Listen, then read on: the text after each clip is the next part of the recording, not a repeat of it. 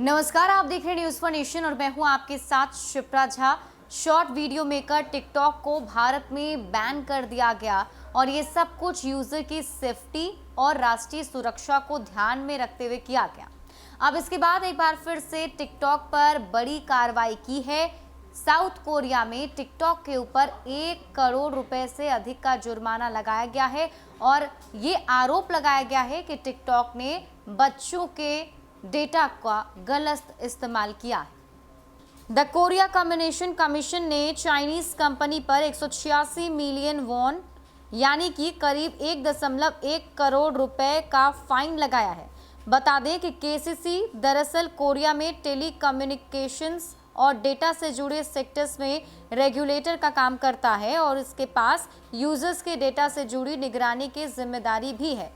TikTok पर यह बड़ा जुर्माना इसलिए लगाया गया क्योंकि कंपनी यूजर्स का प्राइवेट डेटा प्रोटेक्ट नहीं कर पाई थी। खासकर कम उम्र के यूजर्स के डेटा को लेकर टिकटॉक की गलती सामने आई। टिकटॉक पर लगाया गया जुर्माना कंपनी के इस देश में एनुअल सेल्स का करीब 3% है।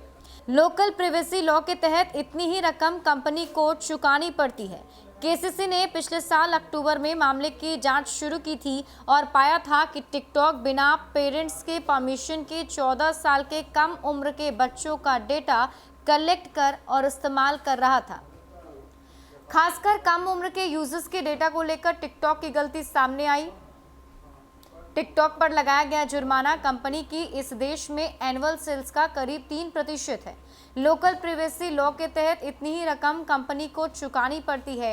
केसीसी ने पिछले साल अक्टूबर में मामले की जांच शुरू की थी और पाया था कि टिकटॉक बिना पेरेंट्स की परमिशन के 14 साल के कम उम्र के बच्चों का डेटा कलेक्ट करता था और इस्तेमाल करता था। केसीसी के मुताबिक 31 मई 2017 से 6 दिसंबर 2019 के बीच चाइल्ड डेटा के कम से कम 60,007 पीस कलेक्ट किए गए। इसके अलावा टिकटॉक ने यूजर्स को ये भी बात नहीं बताई कि उनका डेटा दूसरे देशों तक भेजा जा रहा है। जांच में सामने आया कि company 4 cloud services Alibaba cloud, Fastly, Edgecast और फायरबेस का इस्तेमाल करती है। एक बार फिर ऐप पर सवाल उठना उसकी मुश्किलें बढ़ा सकता है।